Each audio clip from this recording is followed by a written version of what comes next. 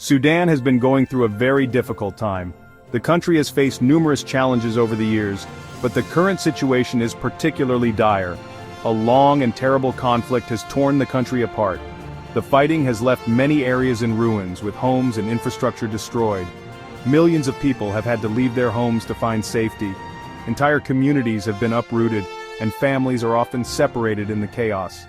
They are afraid of the fighting and violence. The constant threat of attacks has created a climate of fear and uncertainty. These people are called internally displaced persons, or IDPs. They live in camps that are often overcrowded and lack basic necessities. The situation in Sudan is a humanitarian crisis. The needs are immense, and the resources available are insufficient to meet the demand. People are struggling to survive. They face shortages of food, clean water, and medical supplies. They need food, water, shelter, and medicine. Without these essentials, their situation becomes even more precarious. Many organizations are working hard to help those in need. Humanitarian workers and volunteers are on the ground providing critical assistance. The conflict has made it very dangerous for aid workers to reach those who need help. They often risk their lives to deliver aid to remote and conflict-affected areas. Despite the challenges, they continue to provide aid and support to the Sudanese people. Their dedication and bravery are a lifeline for many. The international community is working to find a peaceful solution to the conflict. Diplomatic efforts and peace talks are ongoing, but a resolution remains elusive.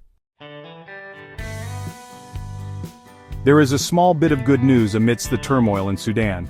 Despite the ongoing conflict and the many challenges faced by the people, there is a glimmer of hope.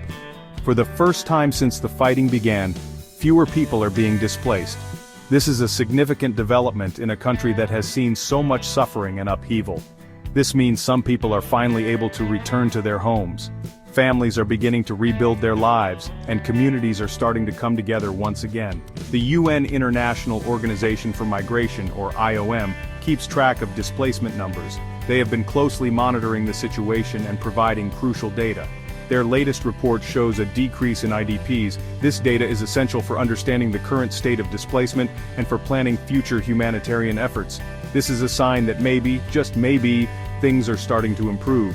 The resilience of the Sudanese people is truly remarkable. It is important to note that the conflict is not over. The situation remains tense and there are still many hurdles to overcome. The situation in Sudan is still very fragile. Continued efforts are needed to ensure that this positive trend continues and that peace can be sustained. But this decrease in displacement offers a glimmer of hope for a brighter future. It shows that progress, however small, is possible. The international community must continue to support Sudan and its people on their journey to peace and stability. Together, we can help build a better future for all Sudanese.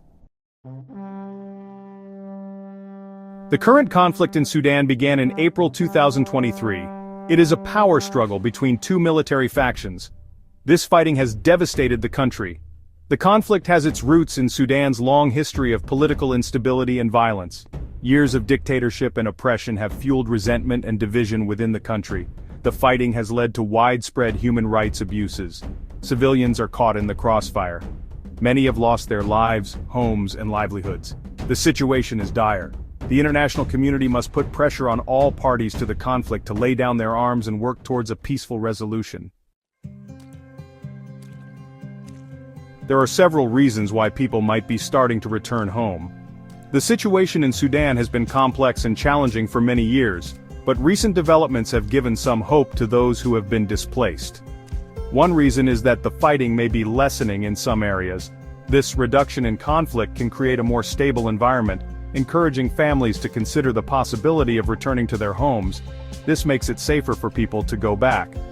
Safety is a primary concern for anyone thinking about returning, and even a slight improvement can make a big difference. Another reason could be that people are tired of living in displacement camps. These camps are often overcrowded and lack basic amenities, making daily life a struggle. Life in these camps is incredibly difficult. The harsh conditions can take a toll on physical and mental health, pushing people to seek a better life elsewhere. People want to return to their normal lives. The desire to rebuild and resume daily activities is strong, as it represents a sense of normalcy and stability. It's important to remember that returning home is not without its risks. The journey back can be perilous, and the conditions in their home villages may still be challenging. Many areas are still unsafe. Landmines, unexploded ordnance, and sporadic violence can pose significant dangers to returning families. There is a shortage of food, water, and other essential supplies. Access to these necessities is crucial for survival and rebuilding efforts. The Sudanese government and aid organizations must work together to provide support for those returning home. Coordinated efforts are essential to ensure that returning families have the resources they need to rebuild their lives and communities. The decrease in displacement numbers is a positive sign, but it is just a first step. There is still a long way to go before Sudan can achieve lasting peace and stability. The international community must continue to provide humanitarian aid and support to Sudan.